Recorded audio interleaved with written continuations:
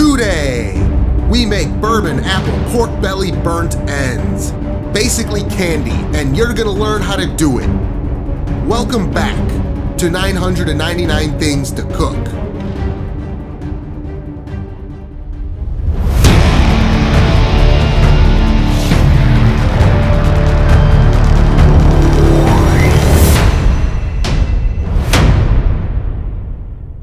Dropkick that like button right now as we start with pork belly. I've got two small slabs here. These have skin on them, but we have to remove it for this recipe. To do this, you will want an extremely sharp knife. I like to start by taking the tip of the knife and getting under the corner of the skin by the edge of the slab. Then work the blade down the edge to separate a flap of skin that you are able to get a hold of with your hand. Then you can keep the blade under the skin and have the blade facing on an upwards angle so that you can pull the skin towards yourself and the blade will be cutting away from you. By keeping the blade angled up and away from you, you won't accidentally cut the flesh of the meat and you won't accidentally cut yourself either. You can always ask your butcher or your grocery store meat department to do this for you, but then again, if you do that, you will never learn how to do it yourself. Once you have your skinless slabs of belly, it's time to cube them up. You want about 1 to 1.5 inch cubes. They will shrink as they cook. In a perfect world, I would have bought a very even thickness cut of meat, but these uneven cuts are what the store had, so we'll make it work. The thinner parts will just have to be cut a bit longer to try to even out the mass. Once you have all your meat cut into cubes, it's time to add your rub. Use whatever rub you want. I happen to want applewood rub, so that's what I'm using this time. I put some rub in the bottom of a pan and then put all the cubes on top. Add plenty of rub to the top of them. Always go for a cut of pork belly that has the most meat and least amount of fat on it if you can. Now these are ready to be cooked. I let them sit for about 15 minutes or so to let the rub bind in a bit. Rather than mess about on the grill with each of these individually, I added them all to a rack. I know you want to keep them spaced apart as best as possible, but my grill is small and they will shrink down a bit, so this will be just fine. Off they go to a smoker, or in this case, a grill with hardwood lump charcoal and big chunks of cherry wood. The ideal temperature of your smoker should be about 275. Once they are in the smoker, you will let them go for about an hour and a half. Set them on the indirect heat side and add the lid. Now the next step requires a vessel to put on the grill. I came to realize that I did not have a half-size foil pan, and this full-size one won't fit. I'm not about to ruin a baking dish on the smoker. Well, I could just scrub it really well for a few days, but I don't want to do that. A bit of ingenuity is required here.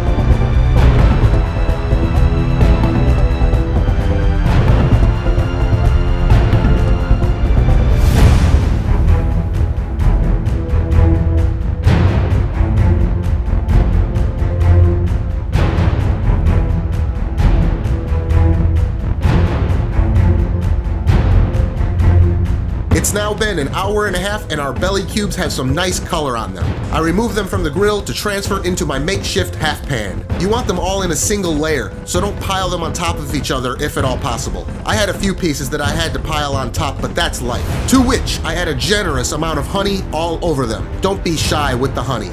Then I sprinkle a good amount of brown sugar on, followed by a small amount of softened butter in every nook and cranny. A little more rub sprinkled on, as well as another smaller layer of honey. This is going to get a foil lid. Look, basically it's going to turn into a braise kind of in a way, so you don't actually even need the grill at this point. You can finish them in the oven if you are satisfied with the amount of smoke content they already have. But I didn't want to hear any crying from barbecue experts, so I'm gonna go all the way on the grill. Besides, I'm sure some smoke will continue to penetrate through the cracks in the foil. No crying in the barbecue pit. Add the pan back to the grill for 2 more hours at 275, basically until they are super soft and extremely tender. One last optional step. I want a glaze. I start with a pan to which I add bourbon. Whoa there! I recommend you add the bourbon to a cold pan and then increase the heat. No burning the house down allowed in the kitchen. You will let the bourbon slowly reduce at a light simmer until it has darkened in color and gets slightly thicker, almost to a syrup. Then turn the heat off and add a scoop or 2 of apple butter. Mix it together. It will thicken up.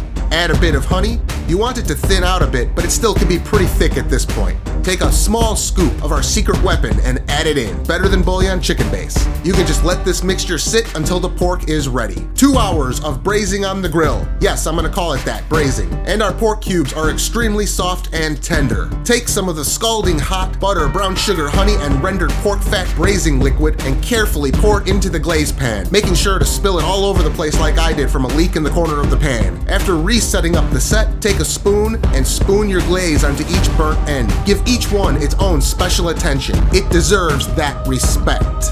Return to the grill only for a few minutes, just enough to bind the sauce. Don't dry out all of your hard work by leaving it on the heat too long without a lid. Now let's check these out.